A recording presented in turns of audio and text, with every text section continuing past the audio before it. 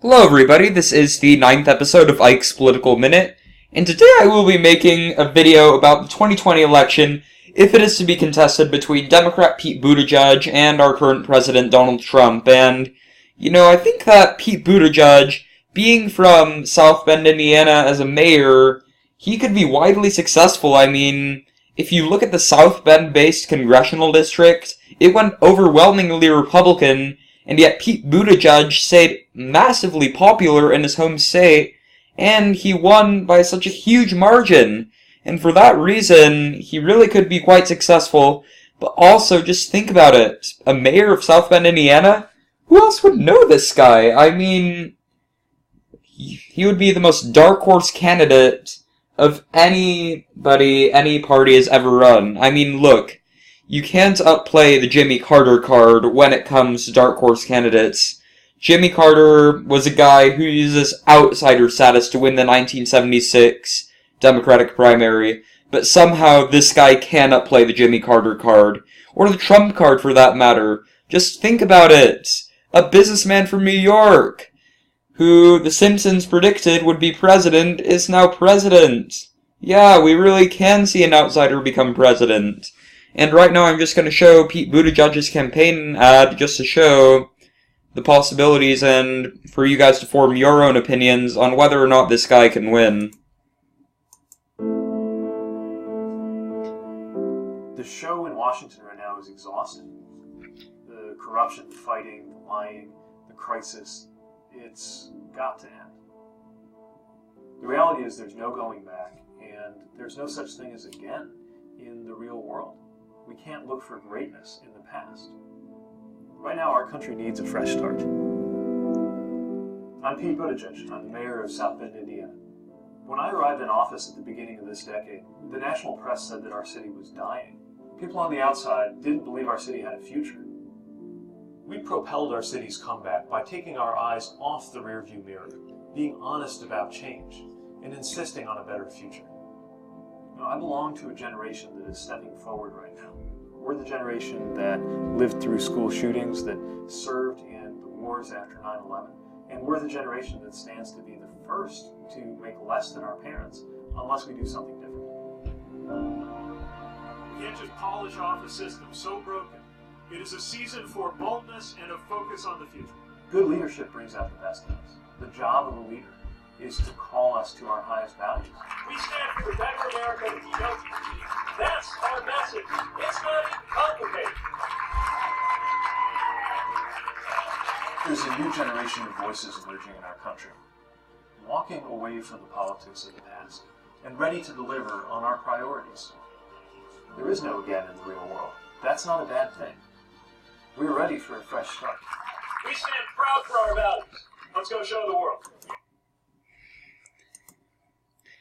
So, as you can see, Pete Buttigieg is often focused on taking places that are, say, not that well known and turning them into this hub of growth. And, guys, Democrats actually have won more primary votes than the GOP in places like West Virginia, places like Kentucky.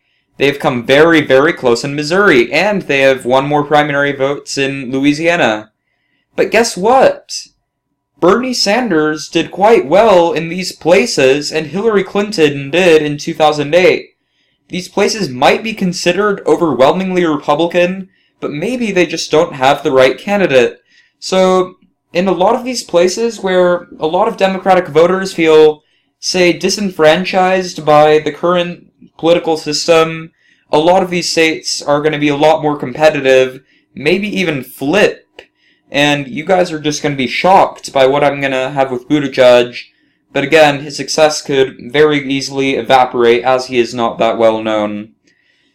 And that is all I'm going to say before I begin. So, Maine, I do think that Buttigieg would carry all of its electoral votes. I think that a lot of these places that flipped to Trump in 2016 are places that Buttigieg would flip back in 2020, although I think that, actually, the Maine 2nd Congressional District would be likely Democrat, because Obama carried it by double digits, and then Trump carried it by double digits, And I do think that Buttigieg would win it back, but since this place is still trending Republican, I would have it be likely Democrat.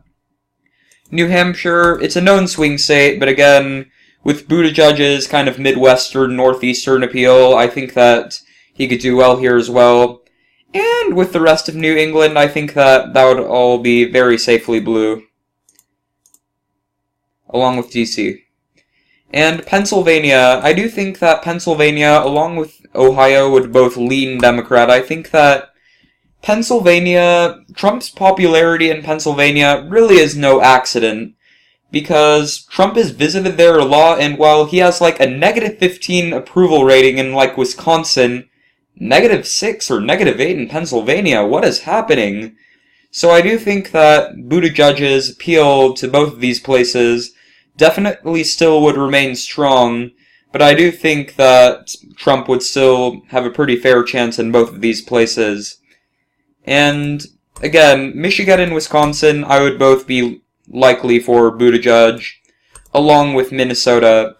However, Iowa, I do think would just lean Democrat, and my reasoning for that is that though Iowans can be very fickle, and Obama won Iowa by more than he won Ohio in 2012, it swung heavily to Trump, and I think that Iowa, again, look, could flip back to the Democrats, but think about how Kim Reynolds still won the governor race. I do think that they would keep it narrowly.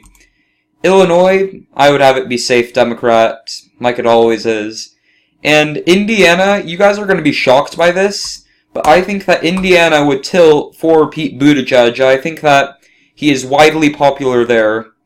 And if you look at the 2015 governor race, holy cow! Pete Buttigieg won with 8,369 votes compared to his challenger with 2,405 votes.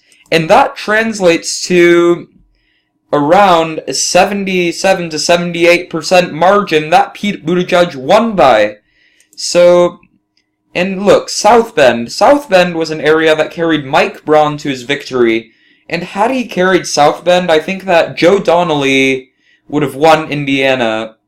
Because South Bend, along with a lot of these other white working class towns, flipped to Trump. But they could go back to Pete Buttigieg and make it so that 2008 wasn't an anomaly.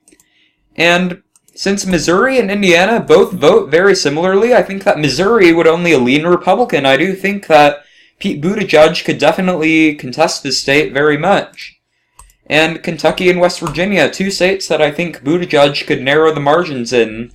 However, Virginia, I don't think that Buttigieg is necessarily the right candidate for Virginians. I think that the type of Hillary Clinton candidate, the type of candidate like, say, Joe Biden, those kind of people who are, say, more well-established are the people who do well in Virginia. Nebraska 2nd Congressional District, also Rust Belt, I would give that to Pete Buttigieg, whereas the rest of Nebraska I would give to Trump. And North Carolina, I do think that North Carolina would lean Republican, South Carolina safe, Georgia likely Republican, and Florida lean for Trump. I do think that a lot of these places are more likely to go to a Democrat that appeals to Latinos, that appeal to blacks.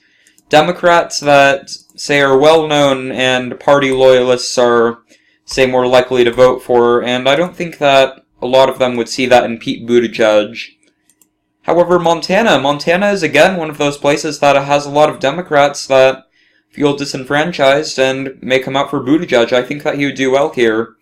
I would make the same argument for Utah. I have met a lot of senior citizens in Utah who really want Buttigieg to win because they think that he's talking to them when he talks about bringing our country out of the rearview mirror and into the future.